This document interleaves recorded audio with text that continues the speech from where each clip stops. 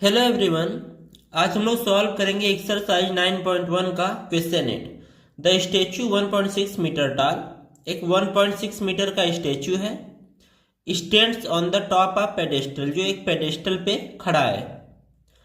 From a point on the ground, ground पे किसी point से the angle of elevation of the top of the statue is 60 degree and from the same point, उसी point से the angle of elevation of the top of the pedestal is 45 degree.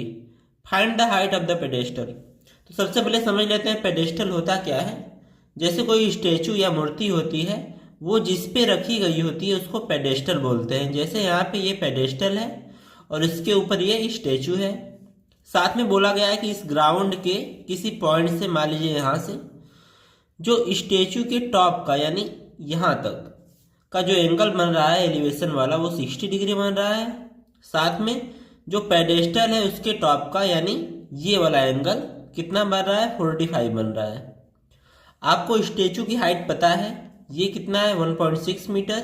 आपको बताना है pedestal की height. तो exam में आप ऐसा फिगर नहीं बनाएंगे, उसके लिए आप सिंपली मान लेंगे कि ये आपका पेडेस्टल है और इसके ऊपर यहाँ से यहाँ तक क्या है, स्टेचू है।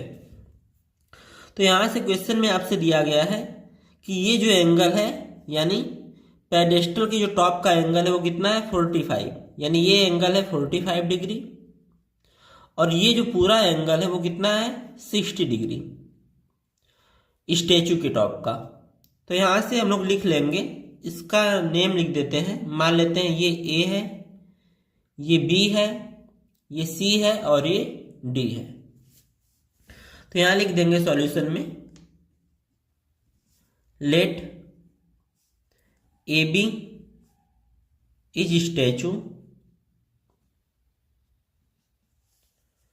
BC is pedestal and D is the point। यहाँ हमें सब पता है, ये एंगल पता है, ये एंगल पता है, ये दिया गया है 1.6 मीटर ए से बी तक, ठीक है। यहां से यहां तक की डिस्टेंस आपको पता है। आपको बताना है बीसी की लेंथ। तो हम लोग मान लेते हैं कि बीसी कितना है, x है। अब लिखेंगे let BC equals to x metre, क्योंकि ये मीटर में है तो इसको भी हम लोग मीटर में लेंगे। नाउ अब हम बी सी डी ट्रायंगल का यूज करेंगे और सी डी की लेंथ फाइंड करेंगे। In triangle B C D, इस ट्रायंगल में ये एंगल 45 है, तो एंगल डी जो है वो कितना है, 45, और जो बी सी है वो कितना है, x है। तो यहां से हम लोग सी डी निकाल सकते हैं। इस एंगल के लिए बी सी क्या है, आपका परपेंडिकुलर है, और सी डी कितना है, ये है आपका बेस। परपेंडिकुलर और बेस का रेशियो 10 होता है, तो यहां लगाएंगे हम लोग 10। तो 10D इक्वल्स टू हो जाएगा परपेंडिकुलर यानी BC अपॉन बेस यानी CD। तो D की वैल्यू हमें पता है और BC की वैल्यू पता है, तो यहां पे पुट करेंगे तो ये हो जाएगा आपका 1045 डिग्री इक्वल्स टू, इसकी वैल्यू है x अपॉन CD। तो यहां से हमें क्या मिलेगा, इसकी वैल्यू होती है 1 equals to x upon CD। अब CD यहां पे डिवाइड में है, इधर जाएगा तो मल्टीप्लाई में हो जाएगा।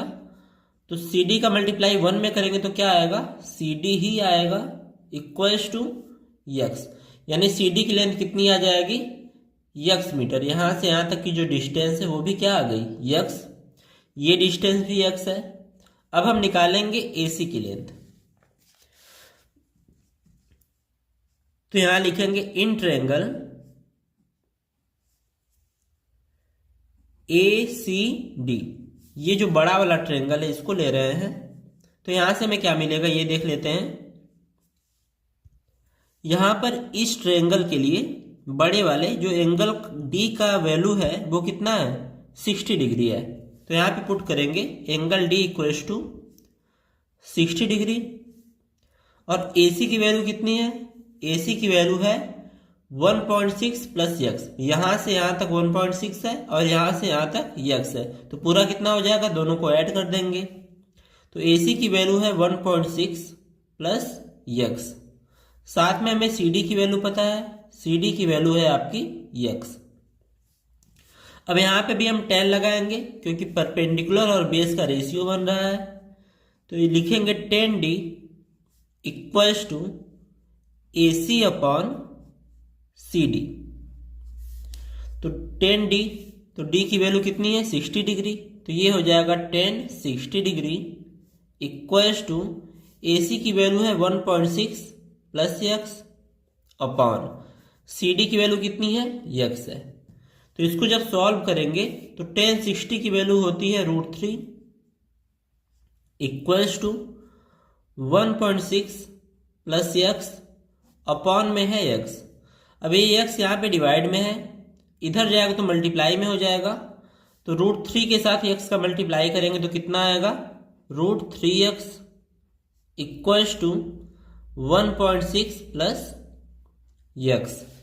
तो यहाँ से हमें मिलेगा, इसकी साइड चेंज करते हैं क्योंकि वेरिएबल को एक तरफ करेंगे हम लोग, तो यहाँ पे √3x पहले से है, ये इधर आएगा तो माइनस हो जाएगा, इक्वल्स टू मिलेगा 1.6। अब इन दोनों में से यहाँ से भी x कॉमन है और यहाँ से भी x कॉमन है, तो निकाल देंगे, तो x को कॉमन ले लेंगे तो यहाँ पे क्या बचेगा √3 माइनस यहाँ पे क्या बचेगा, x कॉमन हो गया है तो 1 बचेगा, इक्वल्स टू मिलेगा 1.6। अब हमें x की वैल्यू ही चाहिए क्योंकि जो BC है वो कितना है x, और BC की लेंथ हमें से पूछा गया है। तो यहाँ पे हम लोग क्या करेंगे, x को एक साइड रहने देंगे और √3 माइनस 1 यहाँ पे मल्टीप्लाई में है, इसकी साइड चेंज करेंगे तो ये डिवाइड में हो जाएगा, तो x इक्वल्स टू मिलेगा 1.6 अपॉन √3 माइनस 1। अब इसको रेशनलाइज करेंगे क्योंकि नीचे रूट है, तो हम लोग क्या करते हैं, यहाँ पे a माइनस b है तो हम लोग किससे मल्टीप्लाई करेंगे, √3 प्लस 1 से, और ऊपर भी मल्टीप्लाई कर देते हैं √3 प्लस 1 से। तो यहाँ से हमें क्या मिलेगा, 1.6 और √3 प्लस 1 अपॉन में √3 माइनस 1 और √3 प्लस 1 का मल्टीप्लाई करेंगे तो a square minus b square हो जाएगा, तो √3 का स्क्वायर करेंगे तो 3 माइनस 1 का स्क्वायर 1। तो यहाँ से हमें क्या मिलेगा, ऊपर है 1.6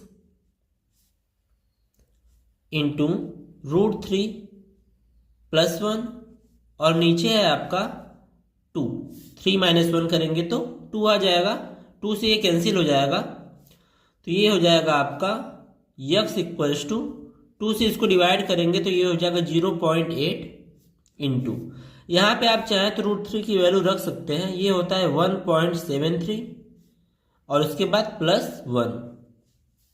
तो यहाँ से x की वैल्यू हम लोग निकाल लेंगे, तो x इक्वल्स टू मिलेगा 0.8 इंटू, इन दोनों को ऐड करेंगे तो 2.73, तो x की वैल्यू आ जाएगी, 8 का मल्टीप्लाई 3 में करेंगे तो 24, 2 कैरी, 8 7 जा 56 प्लस 2 58, 5 कैरी, 8 2 जा 16 प्लस 5 21, और डेसिमल कितने प्लेस पे लगेगा, 1 2 3, तो 2.184 इतना मीटर। तो यहां से हम लोग आंसर लिख देंगे बुक की लैंग्वेज में, therefore height of the pedestal is 2.184 metre. आप चाहें तो इसकी जगह पे डायरेक्टली इतना लिख सकते हैं, 0.8 इंटू √3 की वैल्यू नहीं रखेंगे और प्लस 1,